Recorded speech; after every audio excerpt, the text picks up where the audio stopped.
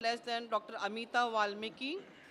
We had very good speakers. Co-chairperson was Professor Srinivasan. Professor and moderator was Abdul Rashid from Kashmir. We had again a very good speaker, Professor Uzma Nahid, Dr. Uzma Nahid. She is a member of the United Nations Global Dialogue Foundation, and she's also a member of the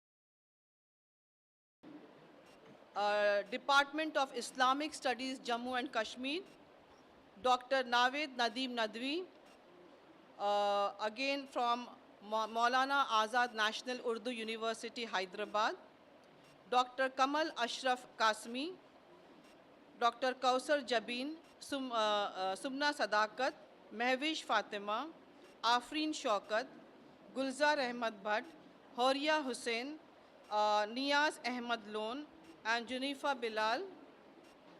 These were, and we had in the evening, we arranged a very beautiful cultural program, which was enjoyed by the audience.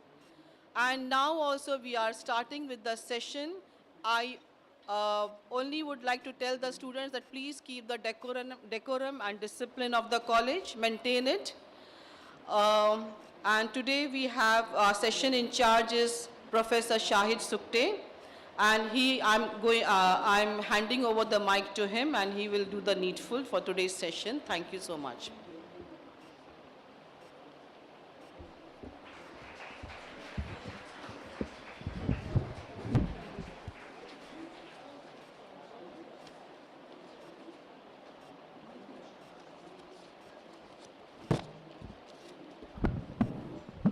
Thank you very much, ma'am.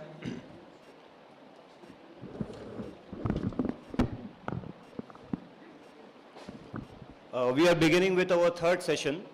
This is the third business session and the first for second day.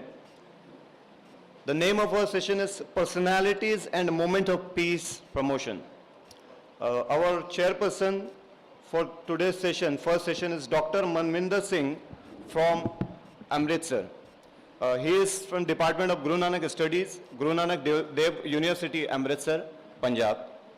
He has been honored as a Punjabi writer with S. Udham Singh Award. We have our co-chairperson, Dr. Moiduz Zafar. He is PhD in Islamic Studies and working with Department of Religious Study, Kashmir University. Then we have our moderator, Dr. Shehnaz Iqbal Qureshi. She is assistant professor in Islamic University of Science and Technology, Kashmir University. With this a brief introduction of our guest, I would like to start or hand over the proceeding to our moderator, Dr. Shehnaz Iqbal Qureshi. So kindly take charge of the session and take us for the further proceeding. Thank you very much, ma'am. All our okay. Okay. So I request Sir Shehnaz Iqbal Qureshi sir to take over the proceeding for the day and go ahead with this session. My request to all the paper presenters that they should take care of the time. 5 minutes are maximum given to them. They should try to wind up their paper within that time. Okay. With these words, I would like to head over to my... Okay. Thank you very much. Am I audible? Yes, you are audible, sir. Yeah. Assalamu alaikum wa rahmatullahi wa barakatuh. Good morning to everyone. I'm really elated to be there online and to participate in this session, and this is really an honor to moderate. My thanks to my teacher, my beloved teacher, Professor Hamidullah Marazi, who has facilitated me. Nevertheless, right from yesterday, I have been attending the session. It was marvelous, despite the fact there were some technical hitches. And this session on the theme Personalities and Moment for Peace Promotion. I welcome the chairperson, Professor Dr. Manvinder Singh from Amritsar, and co-chairperson, Dr. Moidul Zafar, my colleague, and all the paper readers who are going to present their paper today, and salam to everyone, offline and online. So this is a vibrant exercise going on here, especially in terms of creating an edifice of academic exchange by creating a dynamism amongst the academicians and the researchers to have the brainstorming sessions here, and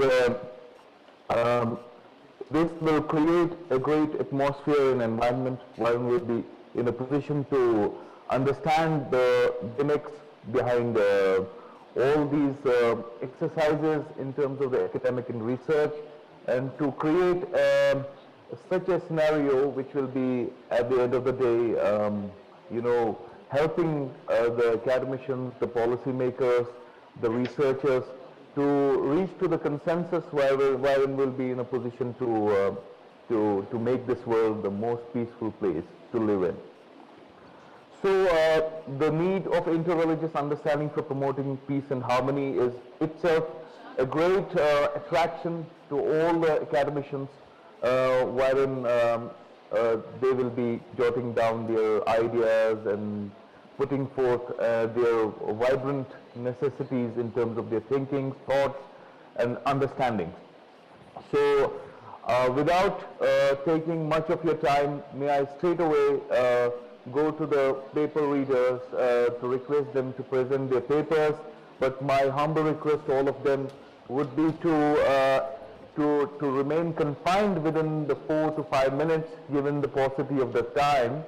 So the request from the organizers is to please remain confined to this so that they can give their conclusions within 4 to 5 minutes.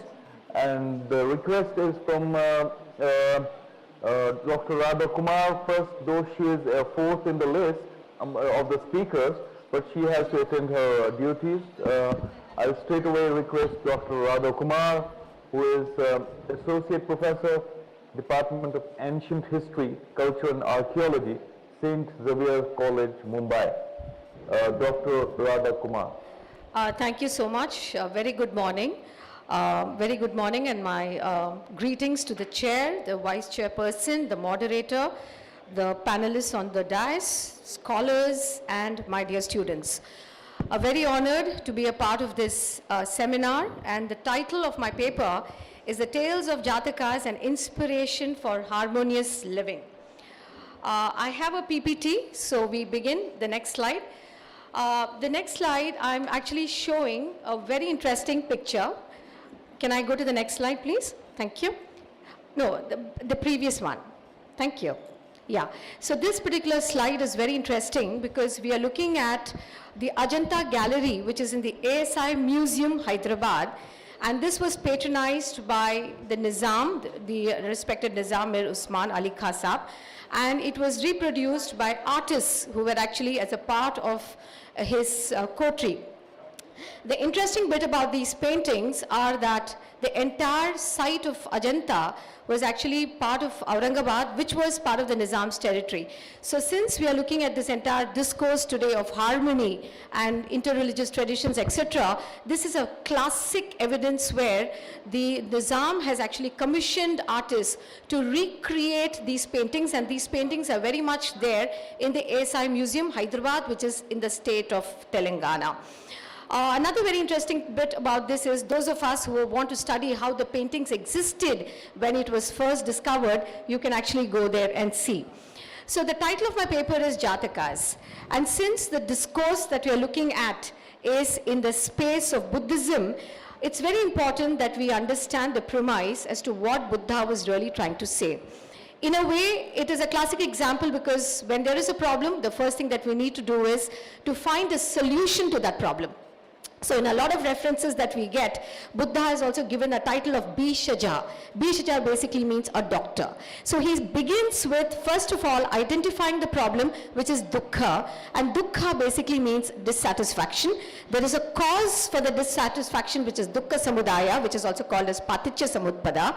Then there is a dukkha nirodha, there is a way out. And what is the way out is what we call as attangika magga.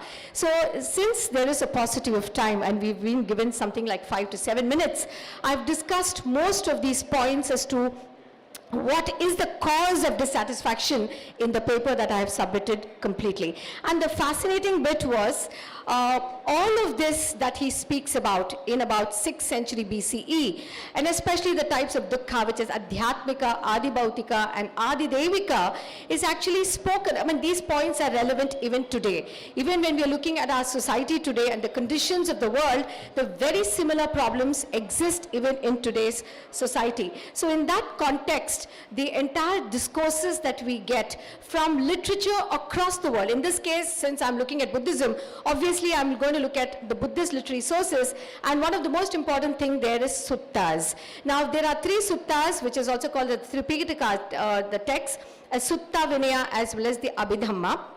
The Sutta Pitaka is really classic because it has 5 Nikayas, and in one of the Nikayas, which is the Kuttuka Nikaya, has 15 subtexts. And in those 15 subtexts is what we have these very famous literary texts like the Jatakas, Dhammapada, etc. So the point, my friends and the scholars, what I'm trying to say is that how is it that we can look at literature across? In that context, the Jataka literature is very important, and in the Jataka literature, we see the chronicle and the discussion of the life of Buddha.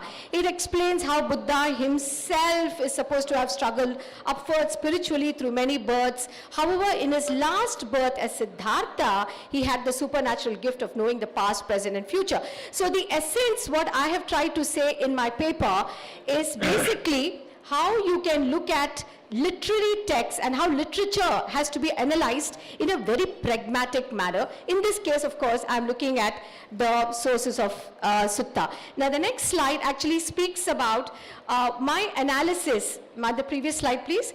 My analysis as to what the Buddhist texts are all about, especially the Jatakas, the points that I have inferred, its inclusive nature. And what is interesting, my dear friends, students, and scholars here is, in the Jatakas, the person who actually sets the course is actually the leader. So, the inclusive nature, the next slide, the inclusive nature of the Jatakas, whether we are looking at equip oneself, you have to be united, it cultivates the feeling of, all of that is discussed in the Jataka stories. Now, what is important for us is, most of the time we understand Jatakas as stories, but it's about time that the literature has to be revisited, and Jatakas itself has deep philosophical implications. And they are, one of the points there is the various nivaranas. And in these nivaranas, we have what is called as sensual desires, malviolence, inactivity, worry and flurry, and it was all captured with various examples. And these examples are set in this text or in the concept which is called as the Arya Attangiko Magga. The previous slide, please. Arya Attangiko Magga, the previous slide.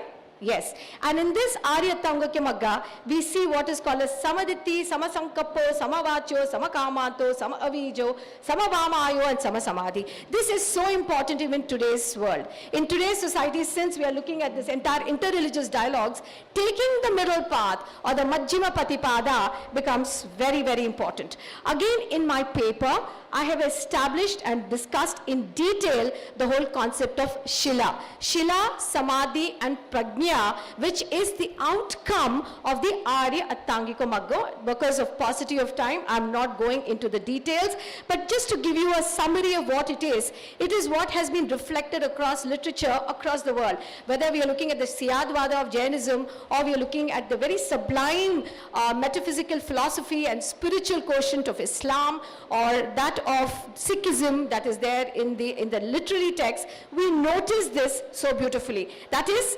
basically lead your life with discipline and in the middle path. We also notice, next slide please. Yeah, so these are the various elements of Shila, which also controls what is called as the Kaya, Vacha and Manasa. What we speak, what we think and how we act. Next slide please.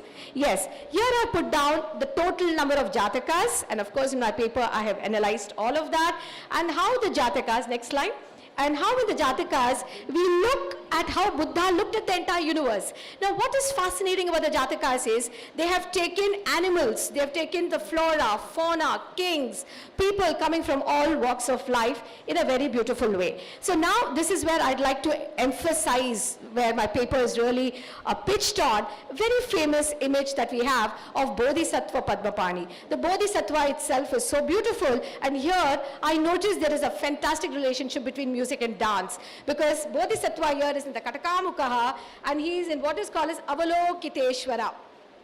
In dance, we have something as Samam, Alokita, Pralokita, Sachi, Nimilita, Ullokita, Avalokita. So Avalokita in dance itself is to look down. So here we see such a classic evidence of how, what has been described in Nati Shastra gets interrelated with Buddhist portrayal, and he himself is called Avalokiteshvara Padmapani. And this mudra in dance is actually Katakamukaha, and we use this even for holding flowers. So there is such a beautiful semblance that we have. Yes. Sorry for interrupting. If you can conclude. Absolutely, yes. So here we have the Dasa Paramitas. The next slide, please. I'll just show the images. Dasa Paramitas are the 10 images that we see, and we see all the morality and the wisdom that etc. that is seen. Brahma Viharas are again very important. I've elaborated on all of this in my paper. With the kind permission of the chair, I'd just like to show you the images. Can we just go to the images? Yeah, so I'll just show the images and I'll stop, because when we're looking at the Jatakas, we have clear evidences in our archaeological evidences, and this is what we call as a Sibi Jataka, which talks about how this king gives his own flesh to comp off the weight of a pigeon. So the explanation has been given in my paper.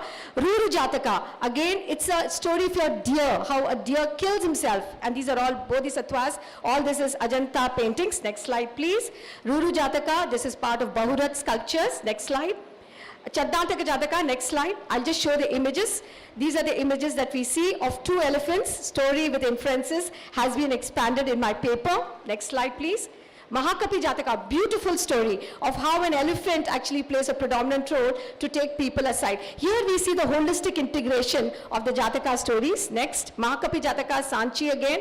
Matruposha Jataka, next slide. There's a paucity of time. How an elephant actually shows love towards his mother. How beautiful can that be? Next slide, please. Next slide. Slide from Ajanta. Mahajanaka Jataka talks about this king who actually gives up everything and goes away. Again, expanded in my paper, paucity of time. These are the images from Ajanta. Next slide. Vesantra Jataka, a very cantankerous person who actually creates chaos, and how the king actually is willing to give up his own children for the cause of charity. Fantastic Jataka again. Next slide. Ajanta painting. This is part of railings. This is in Andhra. Next slide, please. Yes. I'd like to go back to the previous slide. With the permission of the chair. The previous slide. Previous slide? Yes. Next slide. Yes. Now this is exactly what I wanted to say, that in all the inferences that we have, can we look at what is it that we can look at? So my overall inferences is, what is the Jataka trying to tell us? Promote harmony and peace. The narratives should be very simple. Analysis of Bodhisattva would imply that if you want to get into the element of satisfaction or that platitude, it doesn't happen in one lifetime. You have to keep striving. Another very important is literature. Now this is a point that I'd like like to place in front of the august scholars and dignitaries, can we start looking at synergies? Can we look at academic institutions which looks at synergy, literature being included along with, say, regular academic disciplines and no compartmentalization? Next slide. Yes, find creative ways to enhance this dialogue. This is a platform like that. Make it relevant. I found that my respected scholars and the audience, that the Jatakas were made in such a way that the most toughest philosophy was brought across in such a sublime way. Next slide, please. And this is a very important slide. I got this slide when I was working in the ASI Museum. There was a mother and a child. They were actually looking at the painting. It's Hamsa Jataka, and they had no clue to what they were seeing. And this is the reality of our society. And I went and asked that mother in Telugu, because I speak Telugu, do you understand anything? So that lady tells me, but I don't understand anything, but it is a beautiful painting. On that note, I hope the quest continues, and thank you very much. The details of our papers are given in the inferences. Thank you so much. Thank you, sir. Thank you so much, Dr. Radhakumar, for beautifully presenting your paper despite crossing the limits of the time. But it was really interesting and about the synergistic approach towards the understanding of these Jatakas and other things. So thank you very much. Now may I request Dr. Harsha Badkar, Head Department of Philosophy, Wilson College, Mumbai, to kindly present the paper on the significance of philosophical understanding of religious pluralism. A Gandhian perspective. Dr. Iqbal Sahab, he is not present, so you may call under paper reader. Okay. Thank you very much, Professor Morazi sir. May I request Dr. Anupama D. Majumdar, the Head Department of Philosophy, DG Rupari College, Mumbai. He either is also not present, so you may call another person. Okay, if Dr. Peshimam Nazir Ahmad is present, he's from Tamil Nadu. If he is present there, sir? Yes, I will proceed. Okay, so may I request Dr. Nazir Ahmad, who is an educational consultant, Headmaster Usmani Higher Secondary School, Tirupatur, Tamil Nadu. And the topic is Auduruni and his understanding of Indian religion. Please go ahead, Dr. Nazir. Assalamu alaikum warahmatullahi wabarakatuh. Good morning to you all. In connection with this topic of this need for interreligious understanding for promoting peace and harmony under the theme personalities and movements for peace promotion, I would like to present the paper on Al-Biruni and his understanding of Indian religions. In fact, this paper was a lengthy one. I have taken a lot of efforts to prepare this paper for months together, but in spite of this today's problem of time shortage, I am only just presenting it within a few minutes, inshallah. Let me proceed. Rabbi Aisha bi Sadri Wasili Amli. Bismillah ar-Rahman ar-Rahim. Few periods in my man's history can boast the existence of one of those rare intellectual giants whose genius not only impressed the knowledge of his time, but reaches out to uncharted, unknown frontiers. Such a man was Al-Biruni, a universal genius in Central Asia, born 1,000 years ago. He is not only, he is an astronomer, mathematician, physicist, geographer, historian, linguist, as well as poet, novelist, philosopher, and ranks among the greatest scholars of the Islamic world, and probably the most original and profound of all. He was born in the year 973 on September 4 and died on 13th December 1048. Now, not only that, he visited India several times, walked down its soil, breathed its air, compared and marveled at. Finally, Al-Biruni accompanied Muhammad Ghazni to India and he stayed here for a period of 12 years, up to 2030. During this period, he learned at the age of 45, he learned Sanskrit and translated into Arabic, mathematics, science, medicine, astronomy, and then other fields of arts as practiced in 11th century India. There was no technology in his days to support research. His studies informative and suggestive, especially based on two famous books, Kitabul Athar and Kitabul Al-Hind. Al-Biruni classifies Indian religions according to the religious outlooks found in Hindu texts as sayings of Hindu philosophers, theologians, or in the attitudes of ordinary people in a popular context. In Kitab al-Hind, al-Biruni announces himself as a dispassionate scholar who seeks to study other religions as they are. This dispassionate attitude is a major reason to consider him as a distinguished scholar and religious historian of his time, having a good understanding of Indian religion. Biruni is widely considered as to be one of the most important Muslim authorities on the history of religion. A pioneer in the field of comparative religion in his histories of among other creeds. The comparative study of religions has been rightly acclaimed as one of the greatest contributions of Muslim civilization to mankind's intellectual progress. Al-Biruni in India became the major source for studying 11th century India. It covered the caste system, philosophy, the exact science, religion, laws, customs, superstitions, legends, the system of weights and measures, the written language, and geography. He showed great religious tolerance and doctrinal objectivity. Above all, he wanted to learn, understand that. He was literally unprejudiced, but prepared to take a courageous stand in defense of truth. He was one of the first Muslims to study the philosophy and science of India systematically, and in the exchange he taught those of Greece. He teaches us tolerance through understanding of other nations, other religions, and for his reason we respect Al-Biruni as he respected others. As he himself said, if you are to learn to like other peoples, learn their language and show respect for their way of life, for their customs, their thought, and their religion. He learned about trigonometry from India and was the first to establish it as a science distinct from that of astronomy. He was the first geometrician to use the radius of the circle as unity, an idea which immensely simplified calculations. He wrote the best medieval account of the arithmetical system used in India and on methods of extracting the cube root. Al-Biruni compiled a table of latitudes and longitudes of the 600 most important towns and locations in the Islamic world. This enabled him to determine the scientific accuracy, the direction of Makkah, to which we Muslims turn to pray. Following Al-Biruni's death, during the remainder of the period of Ghaznavid rule and the centuries following his work, was neither built upon nor even reference to assessment made. It was only certain centuries later that his work were once again read and references made to them, most notably in the case of his book on India, which became relevant to the British Empire's activity in India from the 17th century. A film about his life, Abu Rakshan Biruni, was released in the Soviet Union in 1974. Lunar crater Biruni on the far side of the moon, by Apollo 14.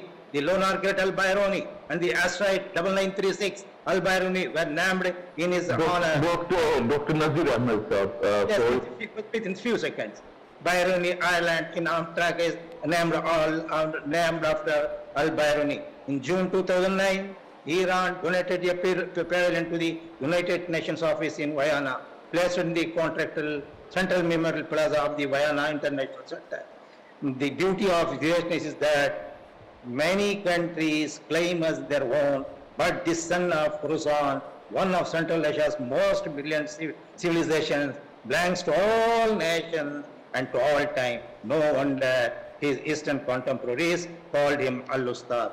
Let me conclude with a lot of thanks to the organizers and to the chairperson and everybody. Thank you, sir. Thank you. Over to you, sir. For restricting yourself and confining yourself to the time limit.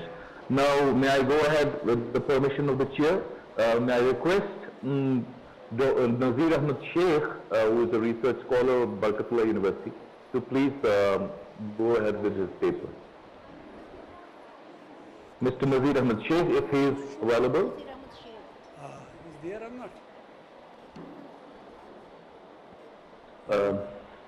Is he there?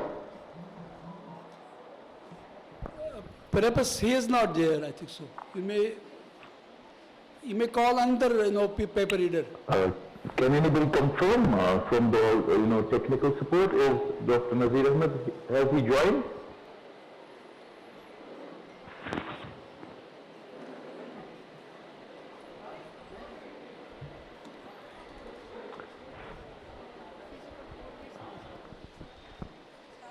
Yes, can somebody respond from the technical? You may ask Please. Mr. Mohammed Ajmal to read his paper.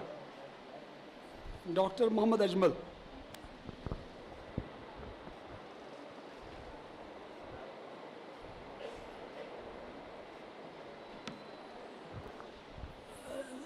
Dr. Shahnaz sir, Yes. you may ask Dr. Mohammed Ajmal Sahab to present his paper.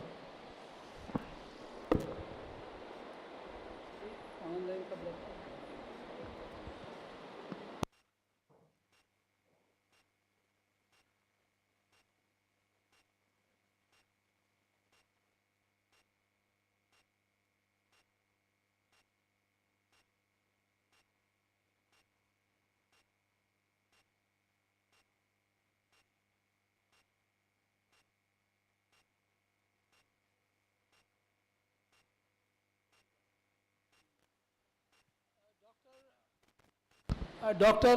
Ajmal, Mohammed Ajmal Sahab, you may present your paper. Because Okay, Shahnaz yes, Sahab- yes. Thank you so much. Sorry, there was some technical fault. Yeah. Okay, please go ahead. Yeah, thank you so Call now much. Dr. Ajmal Sahab. Yeah, assalamu alaikum rahmatullah. Am I audible, sir? You are. Hello, assalamu alaikum rahmatullah barakatuh. Sir, am I audible and my screen is watchable? Hello? Yes, yes, you're audible. Please go ahead. Your screen is also, shared. Oh, okay, great, Please great, go great. ahead. Okay. So thank you so much. First of all, I would like to thank IUS and the entire team for giving me this opportunity. And today my topic is contribution of Maulana Abul Kalam Azad in India's unity in diversity, which is a very famous and very foremost topic, and that is also very favorite of all the Indian Muslims. So, in this paper, I would like to outline the ideas and the theory of Maulana Abul Kalam Azad towards India's unity in diversity. So, political idea that Maulana Azad established for most Muslims of the time was then known as a radical approach, and he became a complete nationalist of India. He vociferously ensured the British for their favoritism and neglecting the requirements of people throughout India. He conjointly deplored the Muslim politicians for concentrating in communal problems before the national interest and rejected the Muslim League's communal separatism. However, his views changed noticeably when he visited a few countries of the Muslim world, such as Egypt, Turkey, and Iraq, and met oriented Sunni revolutionary activists in Baghdad and became influenced by their ardent anti-imperialism and nationalist ideas.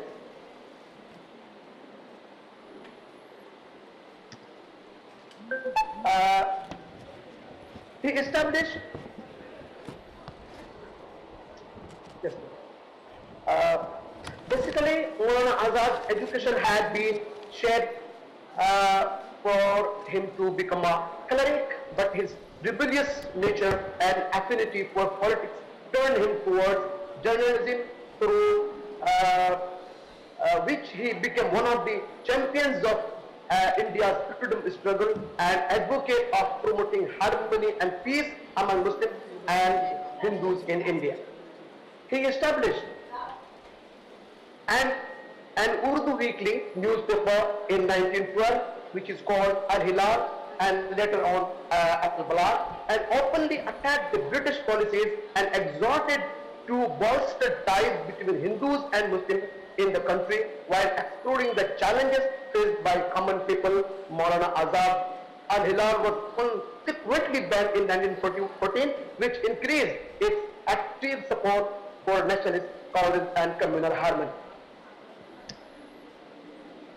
Expressing the ideas of Indian nationalism, Maulana Azad's publications aimed at encouraging young Muslims into fighting for independence, stopping Hindu-Muslim bigotry, and as well as encourage the idea of being India united in its diversified nature.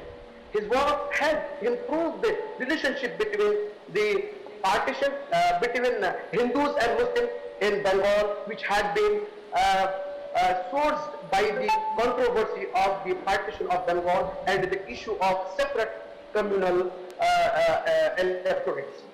This so unity and solidarity are great forces.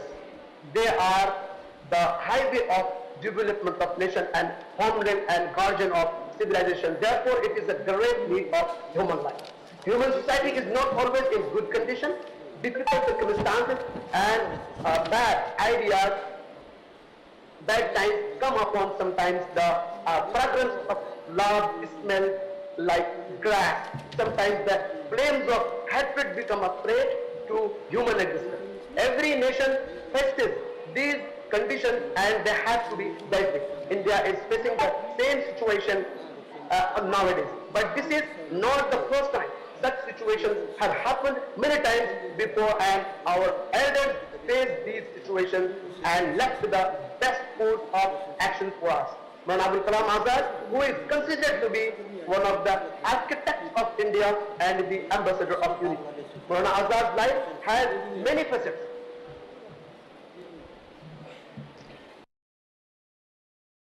And all are bright, call him brilliant writer, call him a commentator of the Quran, call him a master of jurisprudence and hadith, call him a political mastermind, call him a national leader, call him a great freedom fighter.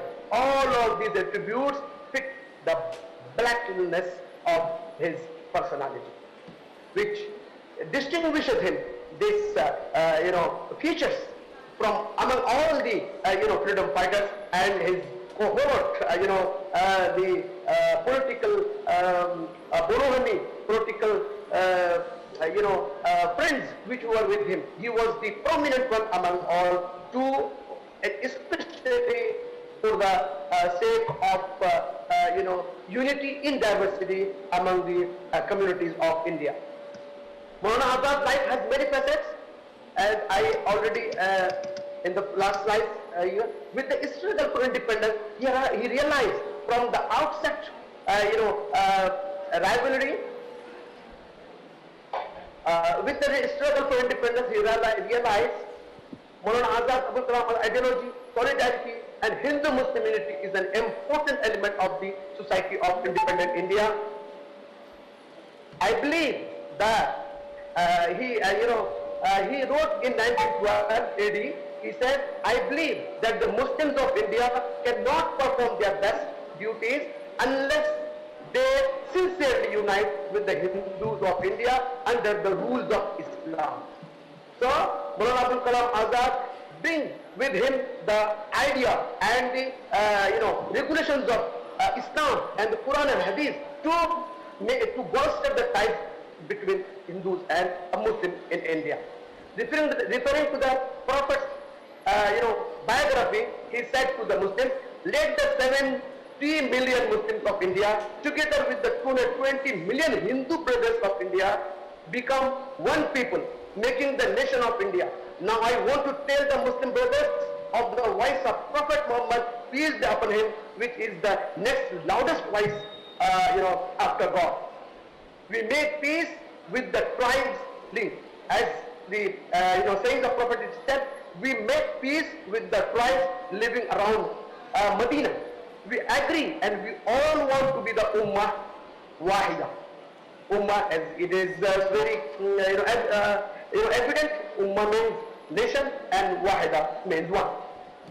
If I said in my appeal, Maulana said that the Muslims of India will perform their best duties only when they unite with the Hindus, then this is the world which was prophesied by the Messenger of Allah.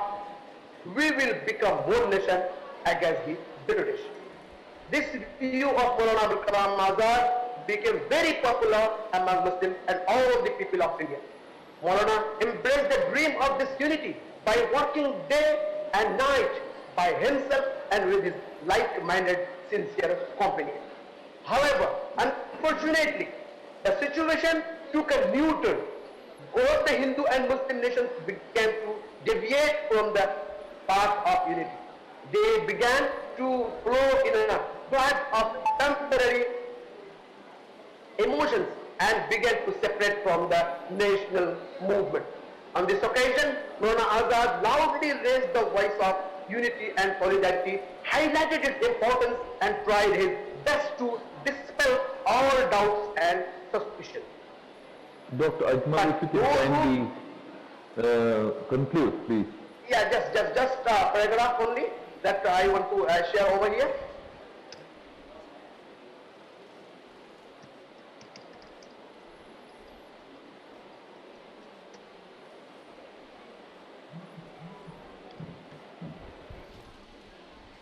Maulana Abul Kalam Azad knew that the partition of the country brings such a doomsday on India, especially on the Muslims.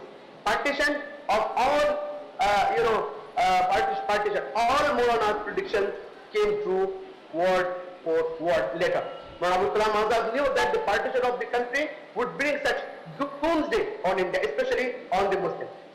After the partition of all Maulana's, all Maulana's predictions came true word for word. In his speech, he encouraged the terrified Muslims and said, "Dear, make a radical change in yourself, just as your excitement was unwarranted some time ago." So I am concluding over here. Thank you very much for giving this opportunity, and thanks also for having passion, to my presentation. Thank you so much. Assalamu alaikum warahmatullahi wabarakatuh. Thank you very much, Dr. Ajmal, for your comprehensive paper presentation. Now, may I request another paper presenter, Dr. Arshi Shoaib. Dr. Arshi Shoaib is Assistant Professor in Women's College, Aligarh Muslim University. Please go ahead with your paper. Am I audible? Yes, please go ahead. Yes. Okay, sir. Yeah. So, my paper theme is Dissemination of Peace and Humanity, a study of Maulana Wahiduddin Khan's endeavor. So, I have divided my paper into 4 parts after introduction. First, a briefing about the life of Maulana Wahiduddin Khan. The second is his ideology of peace. And the third, Islam and peace. And the fourth part of this paper is means his active role by foundation of the his Center for Peace and Spirituality in Delhi. That followed by the conclusion. So Maulana Wahiduddin Khan was a great Indian Muslim scholar, as we all know, and a peace activist of 20th century. He is known for his global peace mission, through which he always tried to maintain harmony and peaceful coexistence in the society, especially in his own country, India. His tireless efforts have been recognized all over the world, and he has been awarded with great honors and titles like Ambassador of Peace by International Federation of World Peace, Korea in 2003. His ideology of peace, as I have discussed in my paper, is according to him, means Maulana Wahiduddin Khan, peace is not only the absence of war as defined by various scholars, but it is the presence of all good things, where there is peace, there is development, there is harmony, there is justice, and every kind of ideal values. So the state of peace in any society provides opportunities for its members to engage themselves in positive activities for the construction of their own life and his surroundings or her surroundings. So he believed that peace is the nature and a key to progressive life. Progress is rooted in it, according to Maulana Wahiduddin, in peace.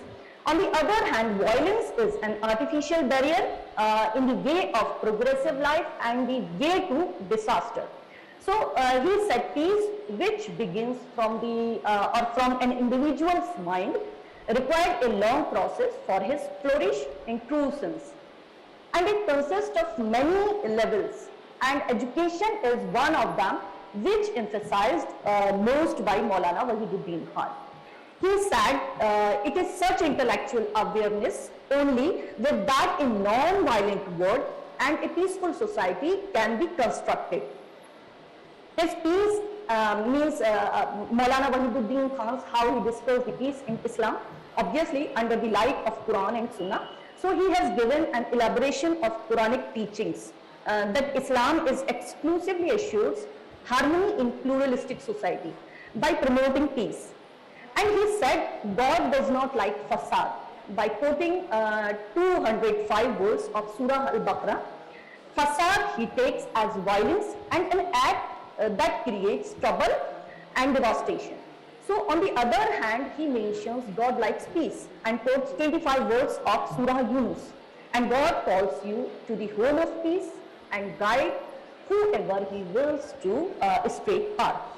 According to Maulana's view, Islam has some basic principles which encourage peace in the human society. Among these principles, the first and foremost principle is monotheism. That accentuates unity of God as well as his central position as the creator, sustainer of the entire mankind, and all human beings belong to a single creator, who is Almighty Allah subhanahu wa ta'ala, and all are same and equal in his sight. So it gives the consciousness of unity of mankind and removes differences and discrepancies. The second principle that he discussed according to the Quran or under the Quranic you can say instruction, so non-interference. The whole universe is governing on the basic of this principle, non-interference. If it applies on human society also, so an order will prevail and will ensure the freedom and fairness of all human beings or all of affairs of the human beings in the society. But man's privilege to have freedom cause astray him from the right path. Therefore, all his problems and troubles are ultimately only due to his own willful deviation. The third principle that we discussed, it is non-confrontation and avoidance. That is the keeping of oneself far from unnecessary confrontations. So we can find various examples for this in the life of Prophet Muhammad sallallahu alaihi wasallam, and Quran also instructed for that, or it also emphasized on non-confrontation. It likes peace. So fourth principle for the dissemination of peace is conversion of evil into well-being or anger into patience and forgiveness. In Islam, a true believer is said to be ready to forgive in anger. And this is an important part of the teachings of Islam. And it is mentioned repeatedly in the Quran, like verse number 43 in Surah Ash-Shura, that states that, and whoever is patient and forgive, indeed, that is of the matter's determination. A great example of this principle can be observed in the Sunnah of Prophet Muhammad sallallahu alaihi wasallam at the time of the conquest of Makkah. I am not going into the detail of these examples or events. The fifth principle is non-aggression, which ensures a peaceful society is to abstain from all war is to be waged only in defense, and when it is quite unavoidable. So the Quran permits war only in the state of under attack. So war is not permissible except in defense. So these are basic principles that you can say discussed by Maulana Wahiduddin Khan in Quran. Okay, in the Quran.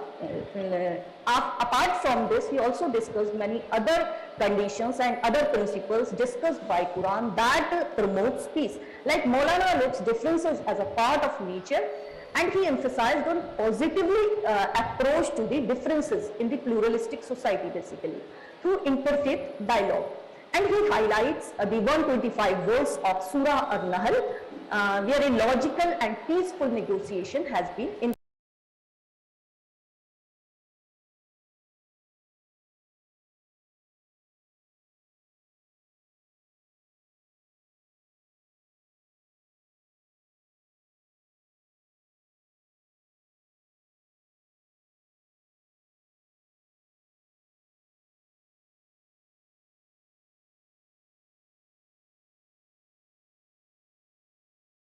Center for Peace and Spirituality in 2001 at Delhi in India, and the CPS International, the short form of this Center for Peace and Spirituality International.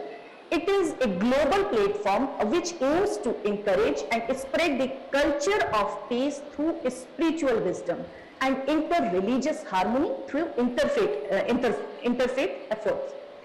So Maulana penned, apart from this, the number of publications published from this platform. So he penned about 200 books covering different aspects to get his goal, obviously for the dissemination of peace and a harmonious society. So he wrote number of books on peace, such as Islam and peace, the ideology of peace, a manifesto of peace, Islam and world peace, etc. Number of books. Okay.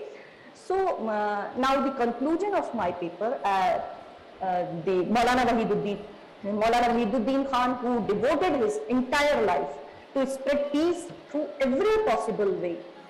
He could adopt every possible platform he could reach. He called for intellectual development basically in order to understand that no one on this planet can be against the law of nature. His existence cannot be, you can say, against the nature or law of the universe. And that if man knew this fact, he would be a source of convenience to entire humanity. And his approach becomes constructive rather than destructive. So this is the crux of my whole paper.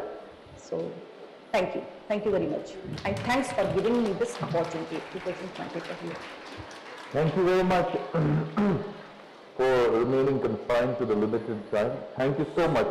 So now may I request Dr. Firdaus Ahmed Safal, who is the Assistant Professor, School of Education, Central University of Kashmir, and his paper is on non-violence in education, reflections from basic scheme of education advocated by M.K. Gandhi. Dr. Firdaus, please go ahead with your paper presentation.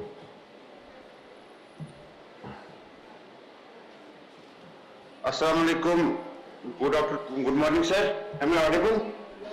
Yes, please go ahead. You are audible. You are audible, Mosh. Can I present my paper? Yeah. Please share your screen and go ahead. I just want to speak after 10-15 minutes. Can you give the chance to next speaker and so that I can start my presentation? You are not prepared. You should have been prepared, Dr. Firdaus. I am prepared. I was basically due to some medical emergency. I was outside. Okay, no worries. So I am on the way back to my home, and after 15 minutes I will be ready, sir. No worries. Okay. Now may I request S.M. Rizwana, who is the research scholar pursuing her PhD in the Department of Philosophy, SIES College, Mumbai. The topic of her, paper is Swami Vivekananda's concept of universal religion. Thank you, sir. Yeah, please Thank you, go sir. ahead. Am I audible, sir? Yeah, please go ahead. Okay, sir, thank you. The title of my paper is Swami Vivekananda, Concept of Universal Religion. As we know, India is a land of composite culture where people from different religion, different culture coexist. So, being a composite culture, India has followed the principle of unity in diversity or secularism, which is known as Sarva Dharma Samabha. But in spite of its secular nature, India is facing many crucial challenges like communalism, religious fanaticism, religious fundamentalism, and so on. So, the main thrust of my paper is to provide how Swami Vivekananda concept of universal religion can treat these basic problems facing by the people in the Indian society. He talks about the concept of God and spirituality in religion. Swami Vivekananda concept of universal religion depends on the oneness of existence. The existence of everything is the manifestation of infinite reality or the absolute God. And the Vivekananda call it as Brahman. He maintains that the infinite reality, that is the Brahman, is the underlying principle of everything behind every existence. He is in everything, and all things are the manifestation of the infinite reality. He writes, I quote, "Behind and beyond is the infinite, in which there is no more evil. Some people call it God, some Allah, some Jehovah, some Job, and so on. And Vedantin call it as Brahman, I and God. So the core of universal religion exists in the realization of the infinite reality, the real God behind the divine manifestation. The meaning of spirituality, she says that, is the manifestation of divinity already in man.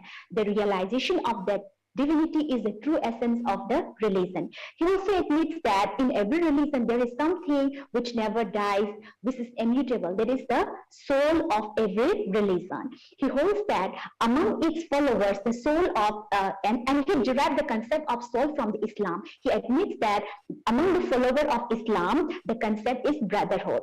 He admits that it is the distinct excellence of the Islam which is needed for the harmony in the society.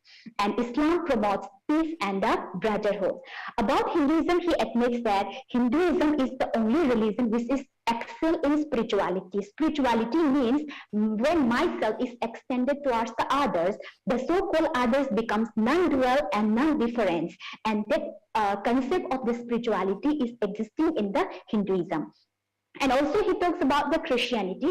He admits that Christianity holds the concept of purity of heart and the mind by conversing the idea of service to the humanity. Henceforth, the Christian also has its own idea, which is embedded in the concept of humanity or the humanism. So he admits that we must learn and share ideas from one another to excel humanity in better way. It helps in maintaining secular environment. Also, he talks about the diversity of religion. He emphasizes on the equal status of all the religion in the world, as well as the religious plurality in the society. He was against the view that if one religion is true, other automatically becomes false.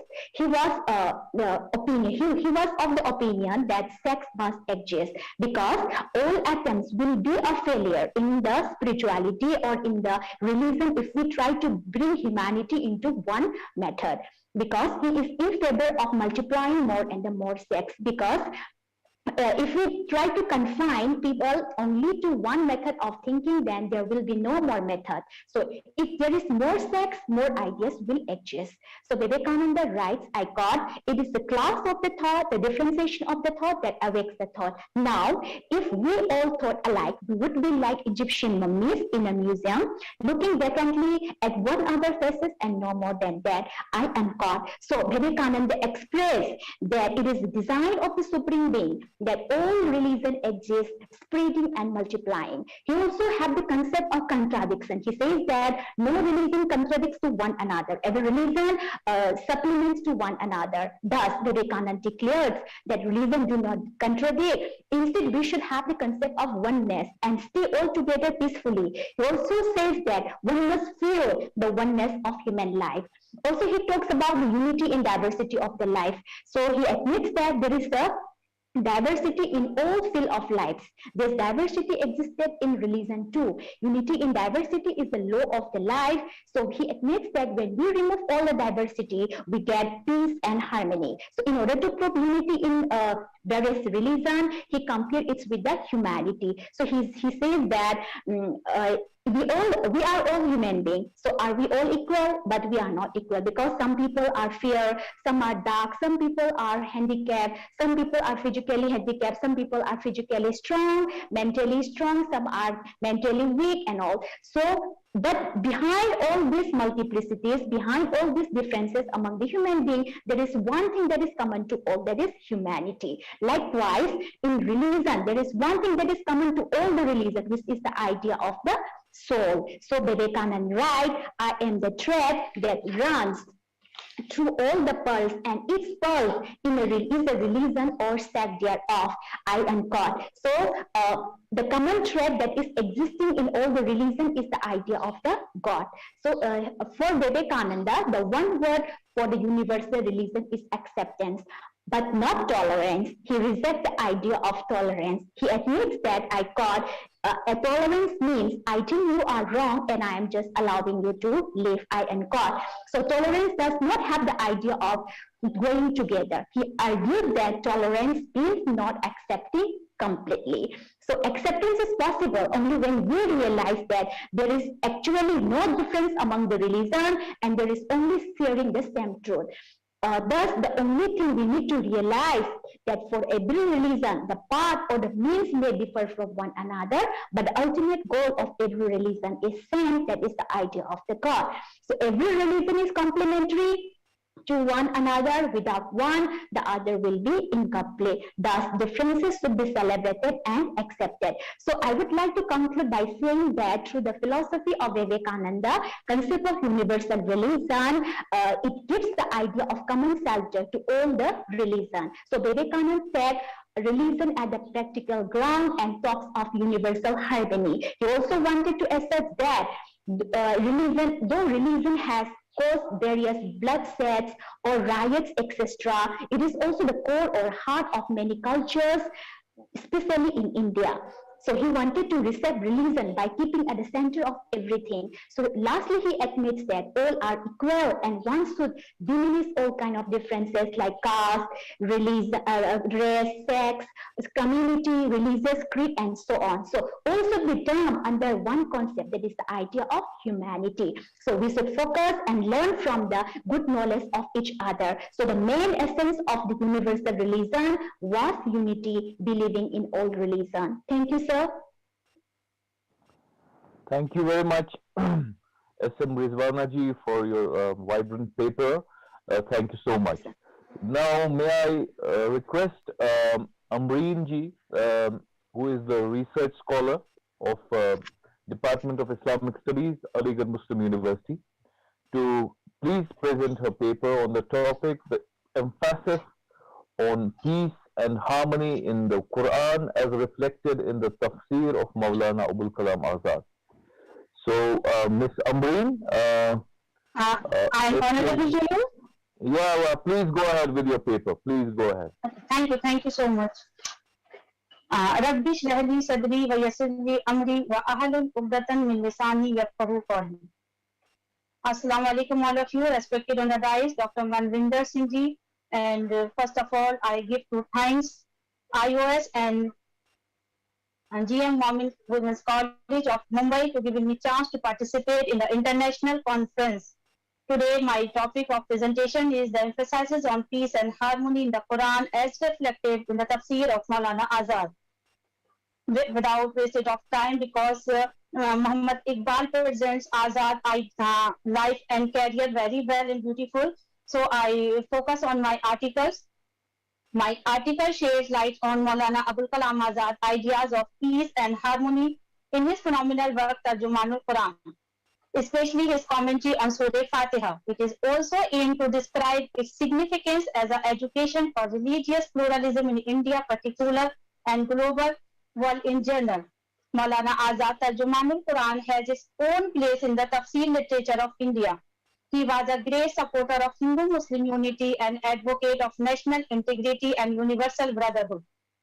Someone who stood for the united India and was one of the most prominent Muslim leaders to oppose partitions of India. He was a living example of pluralism and played a significant role in construction of secular, political, social, educational structure of modern India. As we all know that man is a sociable by nature, his herd instincts urge him on to live together with the fellow beings, not only to meet the upbringing, food, clothing, and education and training, but also for the development and using of his natural capabilities and their political demonstration. He is compelled to lead and participate in a collective life. This corporate life bond of a vast fabric of relationship around him, the small and the big sphere of this relationship of the family, brotherhood, locality, town, country, and humanity as a whole, determine his rights and obligations. Because of this, the guidance of the Quran of a behavior of a Muslim is referred as al-amal as-salih, or virtuous deeds. This term covered all deeds, not just the outward act of worship. For social execution of Islamic law, the principal consideration should be made for the value like mercy or kindness, equality, justice, modesty, gentleness, etc. Quran repeatedly the need of these values as any cause. The social teachings of the Quran concerning the social responsibilities are based on kindness and considerations for others. In this field, The tafsir of Maulana Abul Kalam Azad Tarjumanul Quran presents his outstanding vision of intellectual thought of unity, brotherhood, and establishment of a universal human society and reconstruction of development of humanity as a whole.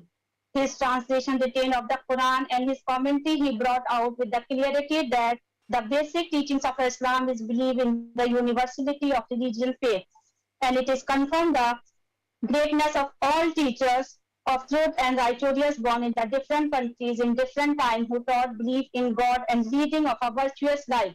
He emphasizes the Islamic principle of fraternity, equality, and peace and strength. His argument by citing examples from the early period of Islam. It would be clear from Tarjumanul Quran that Maulana Azad viewed Islam from the wider perspective of a great humanist. Maulana Azad brought to the interpretations of the Quran a liberal approach which emphasizes that Islam stand for Wahdat-e-Deen, which means the unity of religion, the major theme of his translation of Surah Al-Fatiha. His entire work free from any trace of theological narrowness of dogma, Maulana Azad could never take the view that virtue of his work would ipso facto be superior to others. Maulana Azad showed in his study that the Holy Prophet Muhammad sallallahu alaihi wasallam had believed in a multi-religious state which is Ummat-e-Wahida, a federal religion in which tolerance and goodwill prevail. Maulana Azad highlighted in his interpretation the fact that Muslims could achieve success and happiness in this world and hereafter only through the true teachings, only through the faithful observation of the true teachings of the Holy Quran. At last, I would like to conclude my paper in these words. Maulana Azad's ideas of inclusive theology can be analyzed in his commentary, Tarjumanul Quran, that there is only one true religion. All religions are one in origin. So all religions are originally the true religion. Azad argued that God as a cherisher and a flourisher love exceed all disintegration and divisions of humanity in race, color, and religion.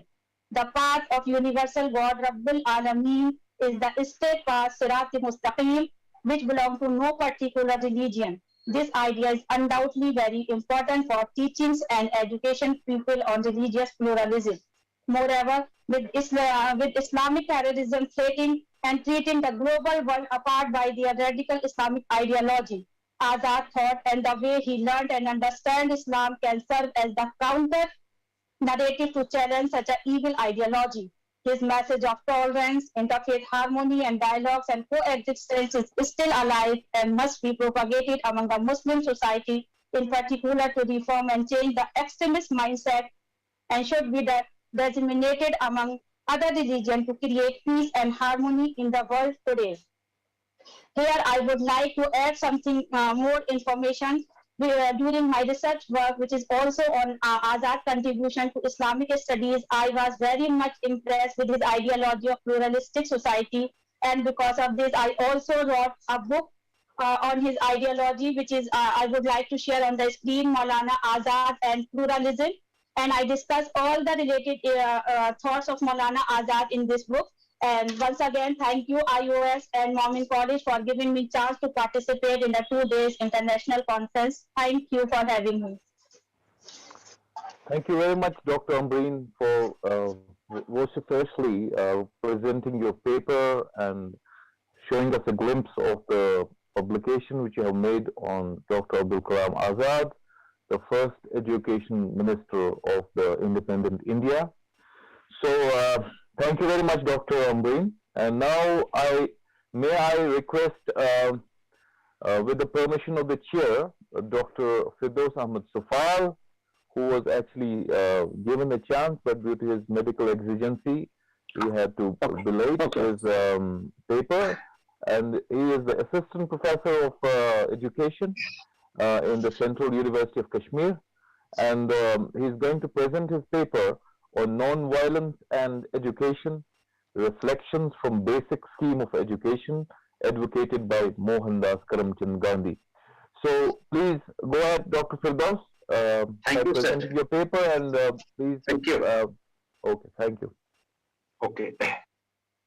Respected Dr. Momin Singh Ji, the chairman of the present technical session, my dear friend and colleague, Dr. Nazir Ahmad Zargar Saab, the co-chairperson of the session, the moderator of the session, Dr. Shahnaz Iqbal Qureshi, again the moderator of the present session, and my colleague, my friend, Dr. Iqbal Qureshi Saab, other colleagues, ladies and gentlemen, good morning and Assalamu Alaikum. This is Dr. Firdaus and I am speaking on the views of Mohandas Karamchand Gandhi on how to foster the spirit of non-violence among the students in the academia. Basically, we know that in the present academia, in the present social setup, we witness a number of problems. And since last 3 years, the COVID-19 pandemic has resulted in adding those problems in the academia at any level of education. We see our students in schools, in colleges, in universities, they are getting exposed to substance abuse. We witness that our students at the same time are committing suicide. We witness that good number of students across the academia, across the globe, are getting developed the tendencies towards suicide. We witness the growing incidents of violence, lynching, not by the common man, but by those who are directly or indirectly associated with the academia. It is crystal clear, it is gospel truth, there is no denying the fact that it is only education by which we can foster the spirit of national and international understanding among the students. It is only education by which we can foster the spirit of love and belongingness, spirit of fellow feelings between and among the students. So the present system of education, we see we have National Education Policy 2020, we have NEP 1986, we have other n number of commissions, and all these commissions by one way or the other way have strongly emphasized on the freedom, on the discipline of the students. Similarly, there was a great philosopher, the father of the nation, M.K. Gandhi, who has proposed a scheme of education which we all are familiar with, and the scheme is basic scheme of education. Basically, at Gandhiji, before introducing this scheme of education, he has made a preliminary study on how to devise a scheme of education which can be relevant not only for the child of his times, but for the scheme should be such which can be relevant for the child, for an unborn child. So he organized a roundtable conference in London in 1931. In this conference, Mahatma Gandhi very vehemently pointed out certain deficiencies, certain lacunas which were prevalent in the then Indian education system. He blamed the policy of the British government responsible for the pathetic situation in the field of Indian mass education. Gandhiji described the main defects of the system of education by saying, quote, "I am fully convinced that present system of education is not only wasteful, but it is positively harmful. They would pick up evil habits. English education has created a permanent bar between the highly educated few and the child properly through manual work, not a side activity, but as a prime means of intellectual activity," unquote. Mahatma Gandhi proposed his scheme of basic education, also called as Nai Talim, in a well-formulated approach to education in 1937 in his newspaper Harijan. in order to discuss different aspects of the basic scheme of education. An All India Educational Conference was held in Wardha on 22nd and 23rd October 1937. The conference is also called as the Wardha Educational Conference, and Gandhiji himself presided over the conference. After serious discussions and deliberations, the following 4 resolutions were passed in the conference. First was, free and compulsory education should be given to the children from 7 to 14 years across the nation, irrespective of caste, creed, sex or religion. He advocated that mother tongue should be the medium of instruction. He also resolved in the conference that the process of education throughout this period should have some manual and productive work, and ability should be developed to engage them with handicraft work according to the environment of the child. We know earlier the emphasis at primary education in India was on 3 R's: reading, writing and arithmetics. But Gandhiji proposed that besides 3 R's, it should be head, heart and hand. When Gandhiji proposed this 3 H's, so the emphasis was on vocationalization of education, because he firmly believed that education should develop a principle of self-sufficiency in a learner. You know, COVID-19 pandemic has given a lesson to the academia that our students, good number of students, especially those from rural areas, are not in a position to have access to online education because of various problems. And good number of research has proven that, good number of scholars have proved that the students were not able to attend the online classes because of their inaccess to electronic gadgets. When a person is not in a position to arrange an Android phone, how he can pursue his academic pursuits through online medium? So Gandhiji, you see, in 1937, he says that education should be such by which a learner is in a position to prepare some productive work, and at the same time, system should be such by which the institutions may facilitate a learner so far the marketing of those products are concerned. By this, a child cannot be dependent on his parents or on society, but through his own means, through his own potential, he can sustain not only his academic expenses, but he can even sustain his own livelihood. He cannot become a parasite, a burden on his parents. And you see, because of this, and at present, this component is still missing. And that is why National Education and National Education Policy 2020 strongly emphasizes that there should be a vocational character of education right from the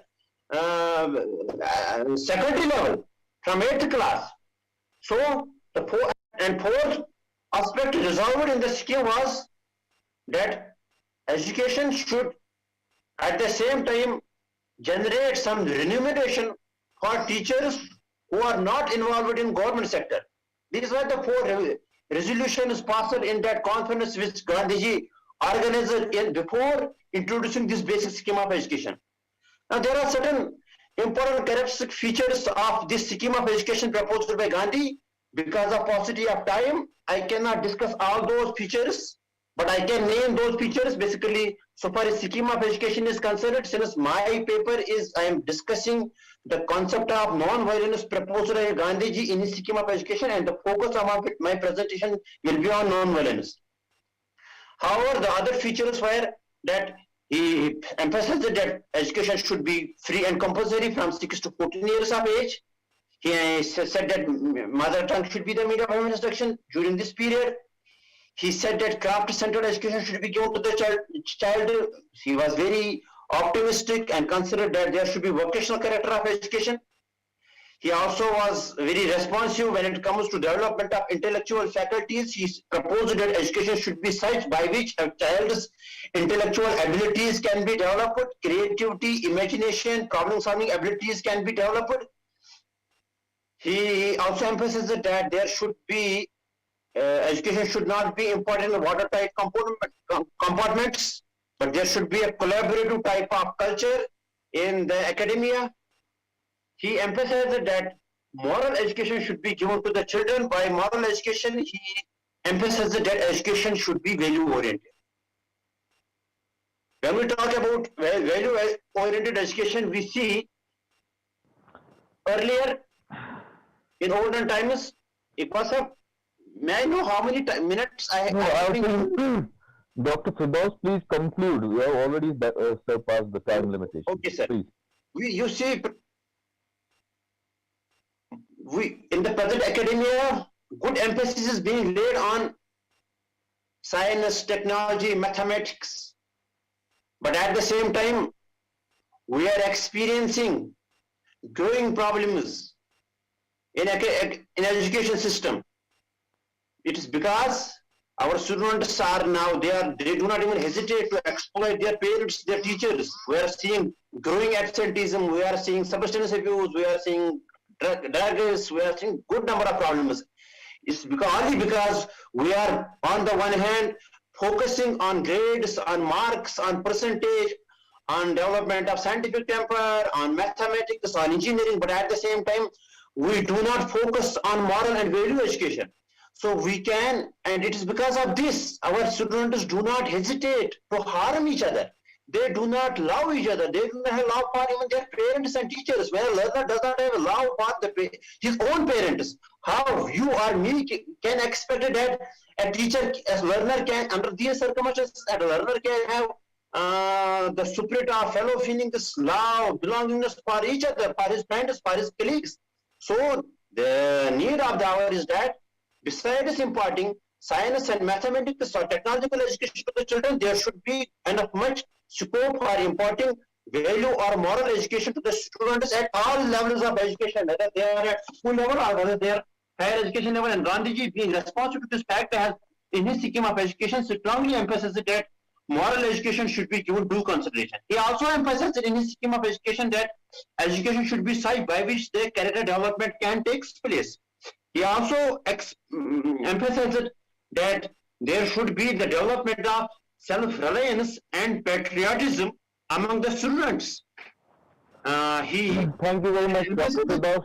Yes, yeah. Last but not least, yeah. Gandhiji believed that violence is the law of roots and education is the panacea for all evils in the society. So the focus should be on making the system of education so vibrant and relevant by which we cannot face any sort of violence within and outside the academic institutions. Thank you, sir. Thank you for your patience. Thank you very much, Dr. Firdaus, for your presentation and highlighting the most needed and required aspect of education, that is moral education. Sorry to interrupt, but now may I request, just please mute yourself, Dr. Firdaus. Now may I request the next speaker of the session, Mr. Muhammad Harzik, if he is present. He is the guest faculty in the Maulana Azad National Urdu University, Hyderabad, and the title of his topic is Swami Vivekananda on Universality of Religion and Overview. Okay. So may I request Muhammad Harzik to please start to present his paper, if he is here. sorry to interrupt. Am I audible this side? You are requested, all remaining presenter are requested to stick to 5-minute given time because of constraint of time. Kindly wind up within 5 minutes. That's a request from the organizer. Thank you, sir. Thank you. In addition to that, may I also request the technical support to please share the names of the paper presenters who are actually going to present the paper in the session, in the chat box, please. Respected Chair and colleague, Assalamu alaikum. Am I audible for everyone? Yes. Yes, you are audible. Please go ahead. My paper topic is Swami Vivekananda on Universality of Religion and Overview.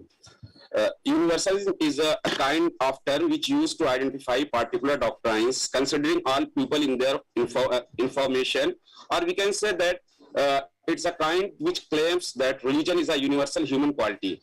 It also refers to religious, theological, and philosophical concepts with universal applications. Swami Vivekananda said on universalism is to devote your life to the good of all and to the happiness of all religion. Whatever you do for your own sake is not religion. In his views, religion should be universal in spirit and it should be maintained. Swami Vivekananda was born in Bengali family and his actual name was Narendranath Datta. He belonged to a Hindu traditional family and was one of the 9 siblings. He was known for his exceptional memory. He was interested in spirituality since from his young age. He was known for his extremely creative speech and in the words Parliament of Religion in the year of 1893, in which he introduced Hinduism to America and called for the religious tolerance and end of the radicalism. He has an important stature in the introduction of Vedanta and Yoga to the West world, and also go to the status of the rising the Hinduism to the Western world and world religion. Basically, Vivekananda recognized 3 aspects of all Girit and recognized religious which are very divergent. These 3 are philosophy, mythology, and rituals. According to him, these 3 aspects of religion cannot create universalism in the world because each religion thinks that their philosophy, myth, and rituals are above from other, which ultimately bring hatred towards each other. Personally, he looked on these practices as fanaticism and relates it with the most fatal disease of all disease. He finds that in this way, it's difficult to find out and unity amongst all religions. But he was sure that unity among the religion exists, providing the facts about the unity. He compares to it the humanity, which is the soul in nature and common to human beings irrespective of their religion, their differences in the field of life. He thinks that the core idea of our religion is God, who is common in all. He says so it is with the universal religion which runs through all the various religion, the world in the form of God. It must and does exist through eternity. In his views, there are 2 important elements. One is respect for all religion and acceptance of religious diversity, which are necessary for the balanced and peaceful society. Universal religion as proposed by Swami Vivekananda is not a new addition to the existing list of known religion like Buddhism, Christianity, Islam, Hinduism. It's neither a separate religion nor an alternative caption suggested for any particular religion. Usually, one may expect that he was overvalued his own religion as a Hindu and religious preacher by claiming it to be universal. However, it is evident that Vivekananda's aim, while speaking about global religion, was not to praise his own faith. Instead, his focus appears to have been on the universality component of any religion in order to prevent the negative impacts of religiosities. The universalism of Swami Vivekananda is fundamentally a creative religious tolerance that accommodates all religion. The universal religion goal of Swami Vivekananda does not imply a universal church or a universal text.